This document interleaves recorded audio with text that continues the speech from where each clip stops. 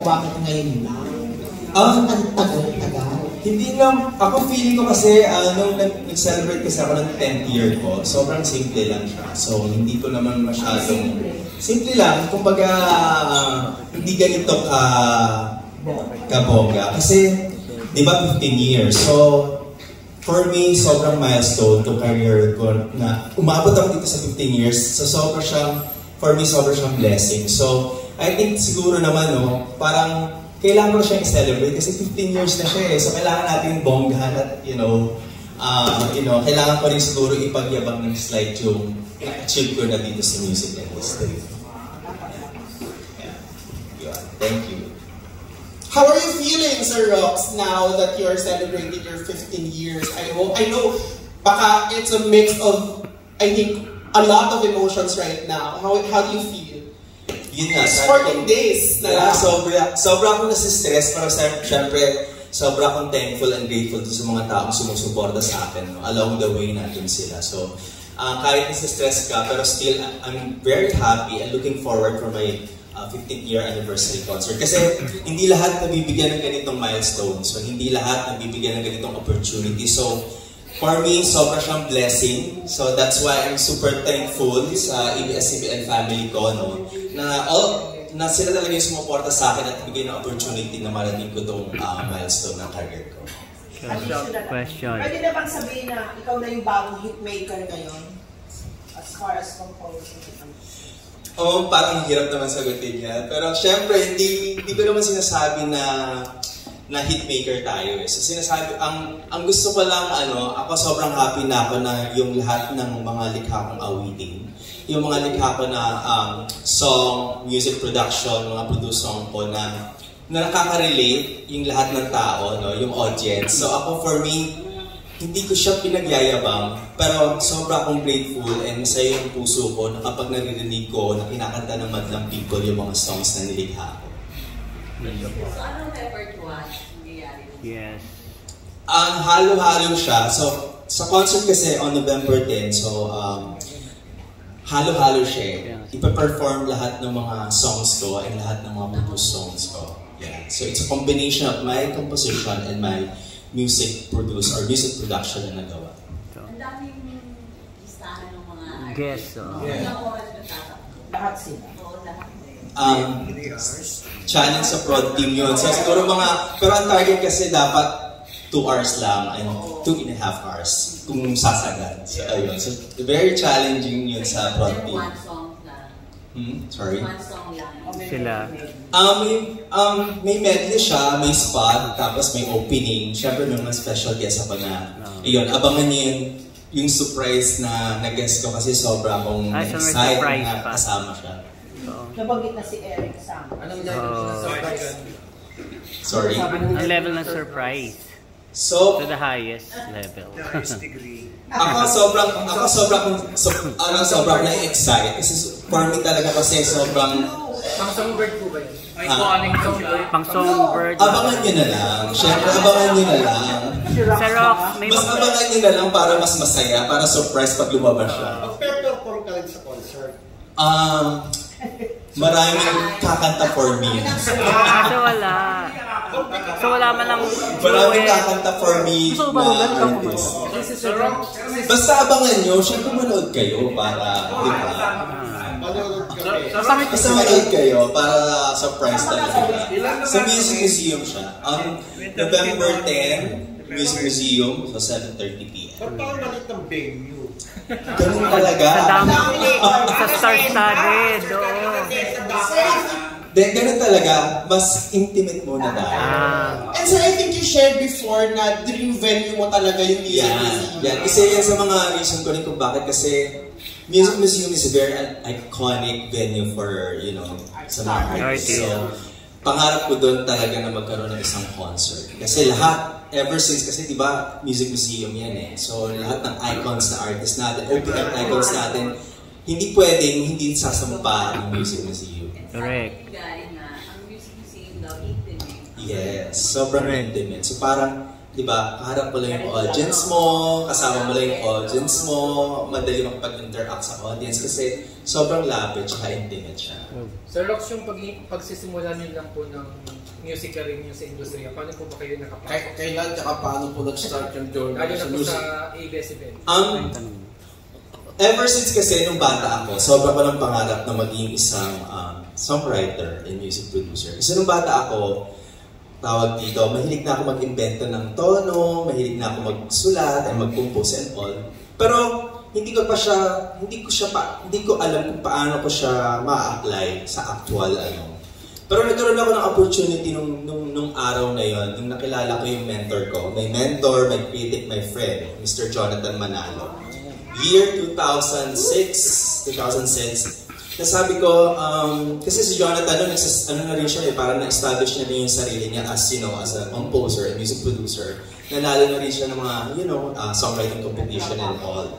So sabi ko, John, magbibigyan ako ng chance, gusto ko mag-apply sa ABS-CBN. So sa Star Records pa lang nun So noong time na parang wala rin, parang wala lang. So parang, okay, nagsabi lang ako. Pero eventually, nag-message sa akin si Jonathan, sabi niya, Rox, merong opening. Pero ano lang to, project coordinator ka sa Star Records nung araw na yun. Sabi ko, okay na yan kasi gusto kong ma-expose, gusto kong makita kung paano talaga yung music industry, paano gumagalaw ang isang label. So, nag-apply ako din and all, si Miss Annabel Regalado yung naging boss ko, no? Si Miss A, hi Miss A, nasa Australia na siya abroad.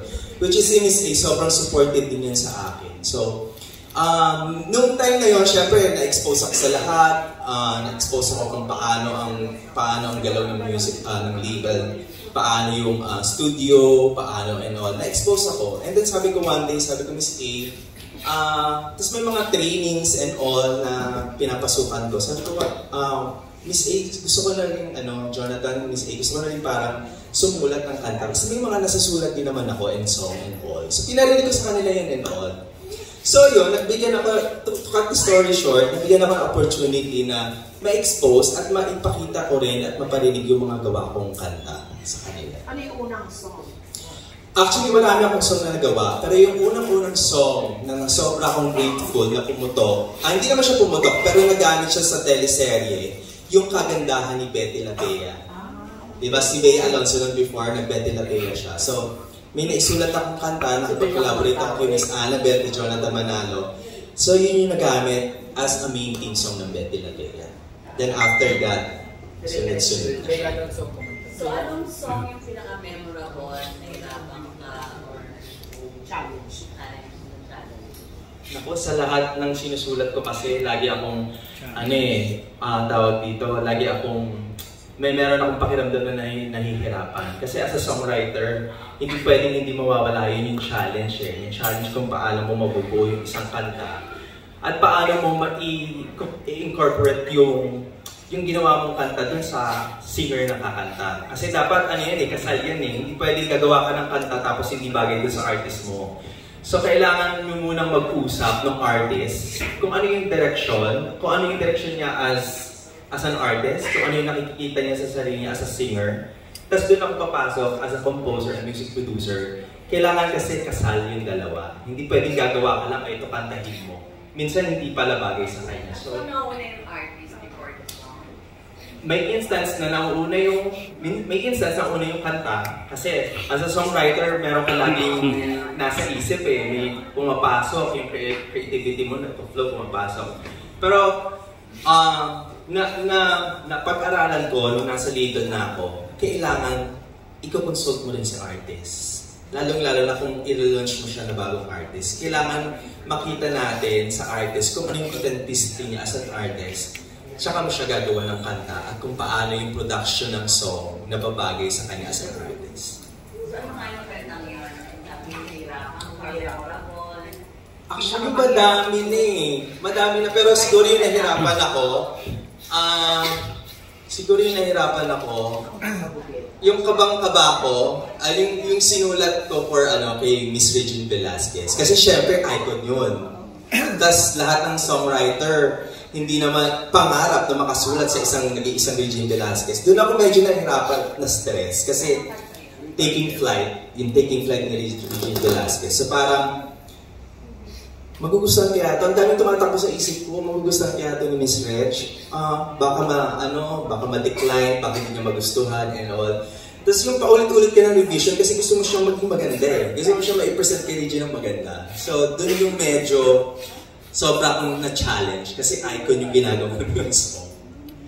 So Rox, more or less, ilan na yung nakapost mong kanta? Lahat. Siguro more than 150 songs na rin. Dami. Pero ang composition ko pa lang yun wala pa din yung mga production. Sa iba kasi yun eh. So siguro mga nandun na din.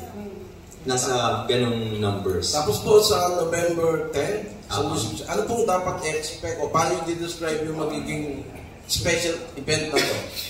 Sa November 10 kasi, syempre, kakantahin doon yung mga songs ko na naging nag-hit songs, tapos naging memorable and remarkable songs during the concert. And sobra akong na-excite sa concert na to kasi ang daming artists na pumayag. Kumbaga, pumayag sila na mag-celebrate ng anniversary concert ko. So kasi nung una kasi medyo kinakabahan ako eh. Sinulatan ko sila nakakatawa nga kasi even na meron na akong personal relationship sa kanila, lagi mo sila nakakasama sa studio and all. Kinakabahan pa rin ako na ma-decline. Kasi syempre, di ba, preparation and all, so yung time and effort, schedule and all. So ang ginawa ko, very personal ko silang, maski may relationship na ako, personal pa rin yung approach ko sa kanila. Sinulatan ko sila isa-isa. Letter. Yung the old way na I'm inviting you, baka pwede kang ganyan and all. So, sobrang happy and grateful kasi halos lahat sila nag-yes agad. So, hindi ako nahirapan. So, isa yun sa mga nag-look forward ko kung paano nila bibigyan ng buhay uli yung mga nilikha kong awitin at mga naputos na song. Portrait po sila.